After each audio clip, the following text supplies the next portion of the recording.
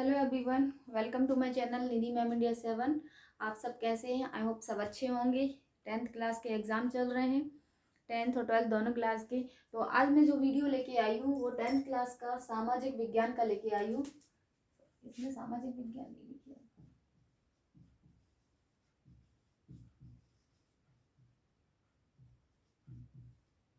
सामाजिक विज्ञान का ये वीडियो है जिसकी बुक आर्थिक विकास की समस्या है। इसके मैंने कुछ इंपॉर्टेंट क्वेश्चन निकाले हैं जो आपके परीक्षा उपयोगी हैं। आपको परीक्षा में ये सारे क्वेश्चन में से फंस सकते हैं, तो आप इनको पढ़िए, रिवाइज कीजिए, लिख लीजिए, है ना। तो चलिए स्टार्ट करते हैं हम।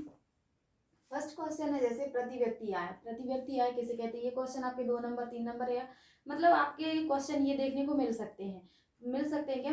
मोस्ट ऑफ संभावना अधिक है कि मिलेंगे ही, तो आप तैयारी कीजिएगा। ओके, नेक्स्ट है फर्स्ट है आपका प्रति व्यक्ति आय या औसत आय। तो प्रति व्यक्ति आय आ जाए या औसत आय, है ना। दोनों का जो आप आंसर लिखेंगे उसको ऐसे लिखना है कि किसी देश की कुल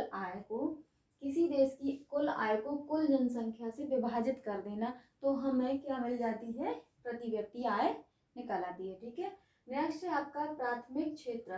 प्राथमिक क्षेत्र या प्राथमिक क्षेत्रक आय या क्षेत्र दोनों ही वर्ड एक ही है। तो प्राथमिक क्षेत्र वह क्षेत्र कहलाता है जिसमें प्राकृतिक संसाधनों का प्रयोग किया जाता है ना। प्राकृतिक संसाधन जैसे आपका पेड़ पौधे हो गए, नदी है, सूर्य की किरणें हैं, ये क्या हमें प्रकृति से प्राप्त हुई हैं, ये हमने बनाई नहीं है, ये हमें प्रकृति ने दी है। तो हमें जो भी प्रकृति से हमें जो प्राप्त होते हैं वो क्या कहलाते हैं? प्राकृतिक संसाधन है। जैसे खेत है, मैदान है, भूमि है, ये प्रकृति से प्राप्त है हमें। ठीक है, तो ये प्राकृतिक संसाधन कहलाते हैं। नेक्स्ट है आपका द्वितीयक क्षेत्र। द्वितीयक क्षेत्र में क्या है? जो संसाधन हमें प्रकृति से प्राप्त हुए हैं उनका हम क्या करते हैं? दोहन करते हैं या उनका विनिर्माण करके कोई नई चीज बनाते हैं, है ना। तो उसको बोलते हैं द्वितीयक क्षेत्र। जैसे प्राकृतिक उत्पादों का विनिर्माण करना, जैसे हमें पेड़ है तो जो पेड़ कट जाते हैं या गिर जाते हैं उनका यूटिलाइज करके उनको काट के छील के फर्नीचर बन जाता है, सोफा बन जाता है, पलंग बन जाता है, बेंच बन जाती है, टेबल कुर्सी बन जाती है ना, फर्नीचर बन जाता है। तो ये जो क्या किया हमने, प्राकृतिक संसाधनों का प्रयोग करके उसको एक निर्माण कर दिया, तो उस चीज को हम क्या बोलेंगे? द्वितीय क्षेत्र। ओके, नेक्स्ट है आपका तृतीय क्षेत्र या सेवा क्षेत्र।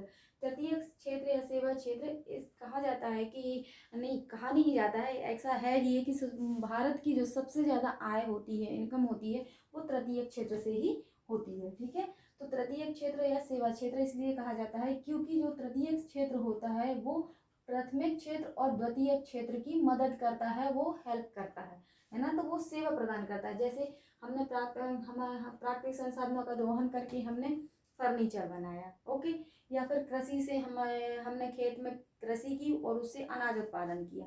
अब ये जो अनाज उत्पादन किया है वही ये हमें क्या करना है? एक स्थान से दूसरे स्थान भी ले जाना है।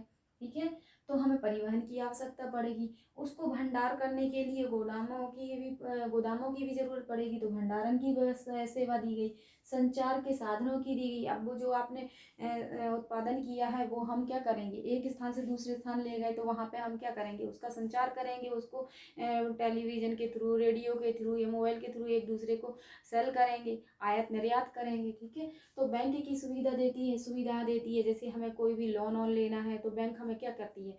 प्रोटेक्ट करती है, हमें सुविधा देती है। तो मतलब तृतीय क्षेत्र में क्या होता है कि प्राथमिक क्षेत्र और द्वितीय क्षेत्र के विकास में मदद करना हमारा तृतीय क्षेत्र का मुख्य काम होता है। और ये सेवा क्षेत्र इसलिए है क्योंकि ये सारी चीजें उत्पादन सिर्फ हमें क्या करती हैं? सुविधाएं या सेवाएं प्रदान की जाती हैं। ठीक है, तो ये हमारा तृतीय क्षेत्र हो गया। नेक्स्ट है आपका औद्योगिक क्षेत्र। अब औद्योगिक क्षेत्र से आपको समझ में ही आ रहा है, औद्योगिक मतलब उद्योग, है ना। तो उद्योग से क्या होता है? जैसे उद्योग, कपास से कपड़ा। अब कोई भी उद्योग स्थापित होता है तो उद्योग किस लिए? उत्पादन बढ़ोतरी के लिए ही किया जाता है, निर्माण के लिए किया जाता है। तो जैसे कपास से क्या बनता है? कपड़ा बनता है, सूत बनता है ना। गन्ने से गुड़ बनता है, शक्कर बनती है, मिट्टी से ईंटें बनती हैं जिससे भवन बनता है, इमारत बनता है, जो हमारे उद्योगों के लिए ये आधार होते हैं हमारे, है ना। जब तक कच्चा माल नहीं होगा उद्योगों में तो वो हमारे लिए, जब तक हमें कच्चा माल नहीं मिलेगा तब तक कच्चा माल क्या होता है, प्राकृतिक संसाधन। मतलब हमें जब तक कच्चा माल नहीं मिलेगा तो उद्योग उसको तैयार कैसे करेंगे, उसका कोई भी चीज़ बनाएंगे कैसे, तो क्या हो गया ये औद्योगिक क्षेत्र। ठीक है, नेक्स्ट है आपका सकल घरेलू उत्पाद। सकल घरेलू उत्पाद क्या होता है, GDP, gross domestic product, English में इसको बोलते हैं जीडीपी और हिंदी में बोलते हैं सकल घरेलू उत्पाद। किसी देश के भीतर किसी विशेष वर्ष में उत्पादित सभी अंतिम वस्तुओं और सेवाओं का मूल्य होता है। मतलब एक देश के अंदर किसी भी विशेष वर्ष, मतलब किसी एक वर्ष में, किसी देश के अंदर एक वर्ष में उत्पादित सभी अंतिम वस्तुओं और सेवाओं का मूल्य, मतलब एक देश में जितनी भी इनकम हुई है, जितनी भी आय हुई है, वो आय क्या कहलाती है, सकल घरेलू उत्पाद कहलाती है। ठीक है, नेक्स्ट क्वेश्चन है आपका खुली बेरोजगारी, प्रच्छन्न बेरोजगारी या अर्ध बेरोजगारी। तो बेरोजगारी का सबसे पहले तो हमें पता होना चाहिए कि बेरोजगारी क्या होती है। बेरोजगारी उसे कहते हैं, मतलब कोई भी व्यक्ति काम करने के योग्य है लेकिन उसे रोजगार नहीं मिल रहा है, तो क्या कहलाती है, बेरोजगारी कहलाती है। अब खुली बेरोजगारी क्या कहलाती है, जैसे खुली बेरोजगारी, ये बेरोजगारी के प्रकार है। खुली बेरोजगारी वह बेरोजगारी है, या प्रच्छन्न बेरोजगारी एक ही है। खुली बेरोजगारी, प्रच्छन्न बेरोजगारी एक ही है। खुली बेरोजगारी वह बेरोजगारी कहलाती है जैसे एक परिवार है, एक परिवार में 4 सदस्य हैं, है ना, चारों रोजगार करने के लायक भी हैं, रोजगार की तलाश में है, लेकिन उनके परिवार में सिर्फ 1 एकड़ खेती है। उस खेती में वहाँ पे एक व्यक्ति की ज़रूरत है खेती के लिए, लेकिन वो चारों लोग काम कर रहे हैं। तो खुली बेरोजगारी हमें दिख रहा है कि वहाँ पे सिर्फ एक व्यक्ति की, लेकिन फिर भी वो चारों कर रहे हैं, कोई कुछ कर रहा है, कोई कुछ कर रहा है ना, तो वो क्या कहलाती है, खुली बेरोजगारी कहलाती है।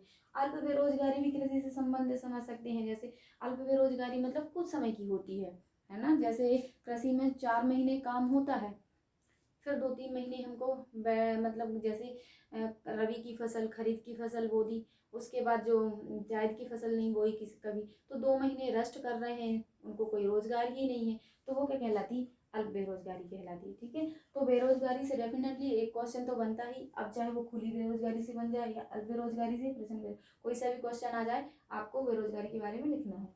ठीक है, महात्मा गांधी राष्ट्रीय ग्रामीण रोजगार गारंटी योजना अधिनियम 2005, है ना, इसको मनरेगा भी बोलते हैं।